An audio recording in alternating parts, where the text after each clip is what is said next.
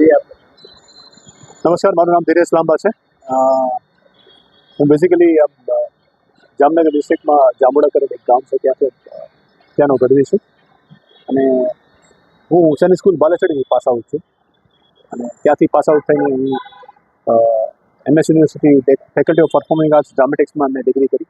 અને લગભગ 1997થી હું મુંબઈની અંદર ફિલ્મ ક્ષેત્રે કામ કરી રહ્યો છું. અને લગભગ 60 ફિલ્મો મારી હિન્દીમાં છે, 11 ફિલ્મો તામિલ આવી છે, 4 મલયાલમ ફિલ્મ છે, 22 ગુજરાતી ફિલ્મો છે, 40 એડવર્ટાઇઝ છે, અને 7 ભાષામાં મેં કામ કર્યું છે એઝ એ એક્ટર. અને મારી પોતાની 3 film as a producer director તરીકે આવેલ છે. અને હું હમણાં જામનગરની મુલાકાત હતો. મારી પોતાની જે હમણાં ફિલ્મ ચાલુ છે તામિલમાં, દ્રૌપદી 2, જેને 15 દિવસ થયા રિલીઝને, બહુ સારી રીતે જઈ રહી છે.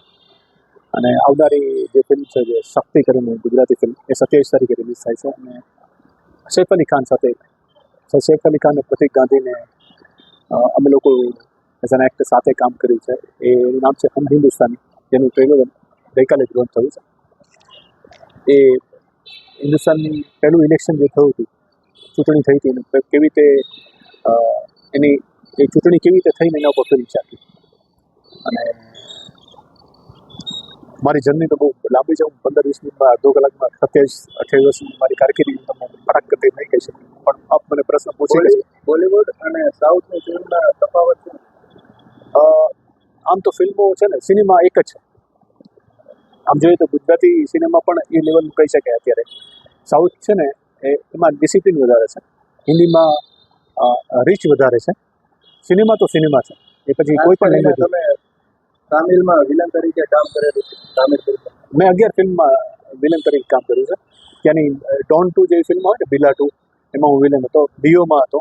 પછી અત્યારે જે દ્રૌપદી 2 કરીને ફિલ્મ છે, જે આપની જેમ છાવા છે ને, હમણાં આવી હતી, એવી રીતે છાવા ફિલ્મ છે.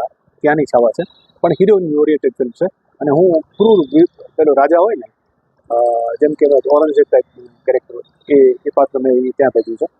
અને મારું ખતરનાક પેલા વિલનિસ રોલ હોય ને, એમાં મારું નામ આવે છે. આગામી સમયમાં ગુજરાતી ફિલ્મ બનાવવાની ઈચ્છા કે ગુજરાતી ફિલ્મોમાં કામ કરવાની કોઈ ઈચ્છા? બિલકુલ.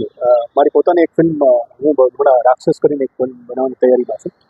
અને રાક્ષસ એ એવો સબ્જેક્ટ છે જે તમને તમારા ઘરમાં જ છે, તમારી આજુબાજુમાં જ છે, અને તમને ખબર નથી પોતાને. એવો સબ્જેક્ટ લઈને હું હમણાં ખાસ કરીને ગુજરાતી ફિલ્મોનું બદલેલું કલ્ચર, એના વિશે શું કહેવા? આમ બહુ લાંબી જર્ની છે. એકચ્યુઅલી દરેક ગુજરાતી એના માટે પાછળ મહેનત કરી છે. એટલા માટે કે અમે જ્યારે 22 વર્ષ પહેલાં સપના જોતા હતા, અને 25 વર્ષ પહેલાં સપના જોતા જ્યારે મેં એ ફિલ્મો કરવાનું ચાલુ કર્યું, મેં એઝ એ પ્રોડ્યુસર ડાયરેક્ટર તરીકે મારી પહેલી ફિલ્મ જ્યારે કરીને, એ ગુજરાતીની પહેલી મલ્ટીપ્લેક્સમાં પહોંચનારી ફિલ્મ હતી. એનું નામ હતું તું જ મારી જિંદગી, જે એ ટાઈમમાં મલ્ટીપ્લેક્સ ગુજરાતીને સિનેમાને આપવા તૈયાર નહોતા સિનેમાવાળા. ત્યારે આપણે ફિલ્મોની શરૂઆત કરી. અને અત્યારે બહુ સારી જર્ની છે. અને જે આવનારા ભવિષ્યનું પણ હું તમને વાત કરી શકું. ગુજરાત સિનેમા જે આવવાનું છે ને, એ કદાચ તમે કલ્પી નહીં શકો એવી. જેવી સાઉથની ફિલ્મો તમે અત્યારે વાત કરો છો, એને પ્રાઉડ ફીલ કરો છો ને, એ ઇન્ડિયન સિનેમાને ગુજરાતી રિપ્રેઝેન્ટ કરતી હશે, ગુજરાતી ભાષા તરીકે. એક નાનકડા ગામડાથી તમે શરૂઆત કરી હતી, અત્યારે આ લેવલે તમે પહોંચ્યા છો. હવે આવનાર સમયમાં આપનું સપનું શું રહેશે? હવે હું જે બહુ મોટી વસ્તુ કે નાની વસ્તુ કે નાના ગામડા કે મોટા ગામડા કે તમે ક્યાંથી, એ ઇમ્પોર્ટન્ટ નથી.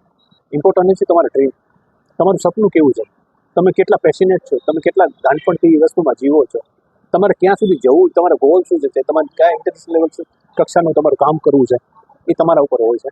અને કેમ કે મારું જર્ની એક સૈનિક સ્કૂલથી પાસ આઉટ થયું, તો અમારા મિશન તરીકે અમે કોઈ પણ કામ લેતા હોય છે. અને મિશન એટલા માટે કે we want to create some history in cinema, અને એ ટાઈપની જનરેશનથી અમે લઈ ગયા. કેમ કે હું ચારણ છું, ગઢવી છું, એટલે અમારા સપના નાના ના હોઈ શકે. અને અમારો એક ચીલો જ હોય છે, અમારે ચીલો એ ચિતરવાનું જ હોય છે. અને એમ ન ચિતરીએ ને પછી તો અમારો મતલબ નથી ચારણ હોવાનો. તો એ જર્ની છે ને, એ સ્મોલ નથી અને એક દિવસની નથી. મેં મારા 30 વર્ષે એટલા માટે આપ્યા હતા, નાટકનો ન શીખી શકું, આર્ટિસ્ટનો એ શીખી શકું, કલાકારનો ક શીખી શકું. એ કદાચ શીખવાનું ટ્રાય કરી રહ્યા છે. એક દિવસમાં કાંઈ ના થાય. એમ બધા માણસો જેમ જેમ પ્રોજેક્ટ આવતા જાય, જેમ જેમ કામ આવતું જાય, જેમ જેમ બધી વસ્તુ થતી જાય, એમ શીખતા જતા હોય અને આગળ વધતા જતા હોય. દરેકનો ગોલ એક શોર્ટ ટાઈમ માટે કે પર્ટિક્યુલર ટાઈમ માટે કે ફિલ્મ કરે નથી હોતો, એની જર્ની હોય છે આખી. એ યાત્રા ખાલી ફિલ્મો હિટ થવાથી કે ચાલવાથી કે લાગવાથી ફિલ્મ નથી હોતું. એ જર્ની છે ને એ એક્સેલ્ફ સક્સેસ છે. કોઈ માણસ છે ને એ હું આજે અહીંયા પહોંચી ગયો એ પહોંચવાની વસ્તુ જ નથી, એ પામવાની વસ્તુ છે. તમે શું પામો છો જીવન અંદર, અને એક દિવસમાં નથી પામી શકતા. એ તમારા માટે એના માટે બહુ બધી મહેનત કરવી પડે છે. તો હું બધા જે પણ નવા છોકરાઓ અથવા છોકરીઓ અથવા તો કોઈ પણ જે માણસ આ ફિલ્ડમાં જોતા હોય અથવા તો વાત કરતા હોય, આ એક દિવસનો પ્રોસેસ નથી. એક દિવસમાં ફિલ્મ થાય નહીં, એક દિવસમાં તમે અમિતાભ બચ્ચનના બનો, એક દિવસમાં સિનેમામાં ના આવી શકો. તમને એના માટે બહુ મહેનત કરવી પડે છે. તમે કદાચ સ્ક્રીન ઉપર આવી શકો, તમે કદાચ ફિલ્મના પડદા ઉપર આવી શકો, પણ કલાકાર બનવા માટે બહુ મહેનત કરવી પડે છે.